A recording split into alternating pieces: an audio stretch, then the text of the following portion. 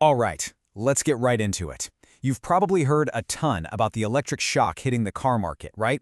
All coming from China. But that's not the whole story. Not even close. There's this huge, unexpected aftershock happening right now, and it's changing everything. So you know the main plot line. China goes all in on EVs, throws a ton of money at it, and boom, an absolute explosion. You've got brands like BYD just soaring, even blowing past Tesla in some areas. It's the story we've all been reading about for years, right? China is the king of EVs. End of story. Or is it? But here's where it gets really interesting. While all those EVs are taking over China's roads, the country is sending something totally different to the rest of the world.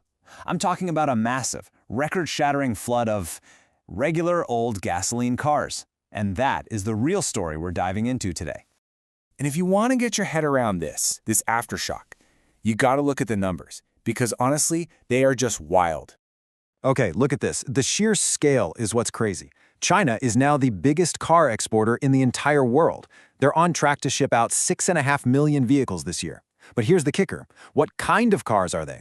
A whopping 4.3 million of them, that's almost 2/3, run on gasoline. So yeah, the EV story is real, but in terms of pure numbers, the gasoline story is actually bigger. So that leaves us with a pretty big question, right? If all the famous Chinese brands are busy with EVs, then who on earth is behind this gasoline car invasion? Well, the answer, it's probably not who you think. Yeah, it's not the cool new EV kids on the block like BYD. Nope.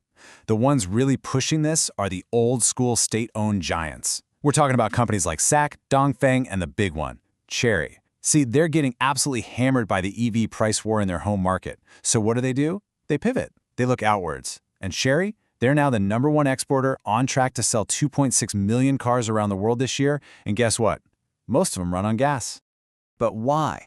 Why is this all happening? It's not just random. It's actually a direct result, like a domino effect, of China's own success with electric cars.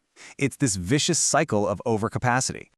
And this breaks it down perfectly. Here's how it works. Step 1, Beijing goes all in on EVs, which kicks off a brutal price war. Step 2, the old-school car makers get squeezed out. They just can't compete at home. Step 3, now they've got all these factories that used to build gas cars just sitting there, creating a massive surplus of vehicles they can't sell in China.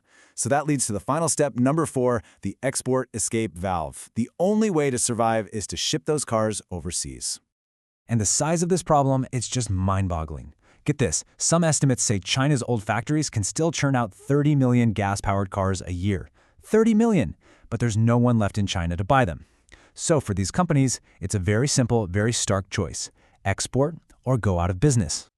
So with all this pressure to sell, these companies have had to get creative. They're finding new markets, and in the process, they're creating brand new battlegrounds for the global auto industry.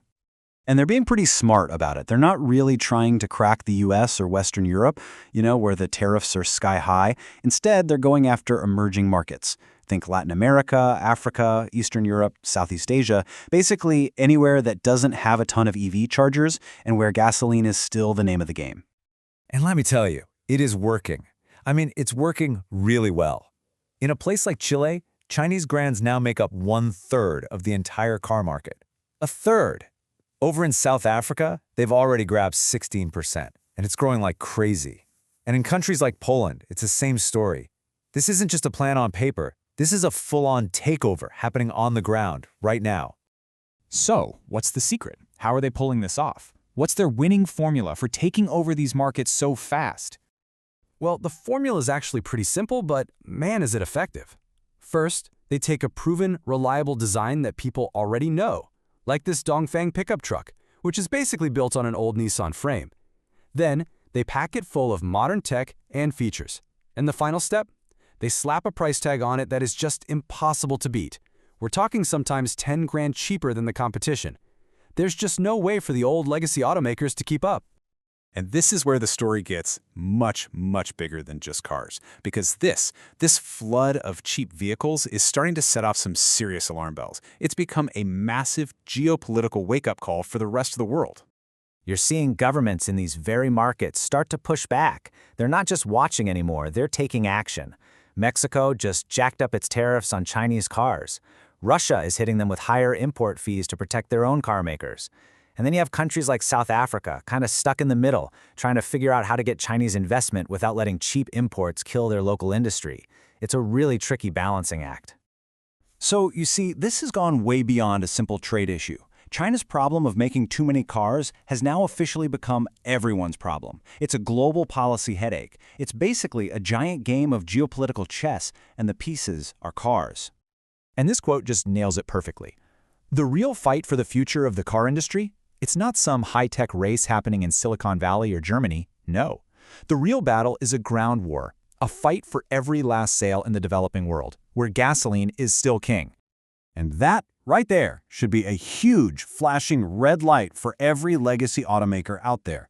Because while everyone's distracted, arguing about EV tariffs and the future of batteries, China's gasoline cars are quietly, methodically taking over the rest of the world map. They're filling a void that nobody else seemed to notice. And that warning on your car mirror, objects in mirror are closer than they appear, well, right now, that's never been more true.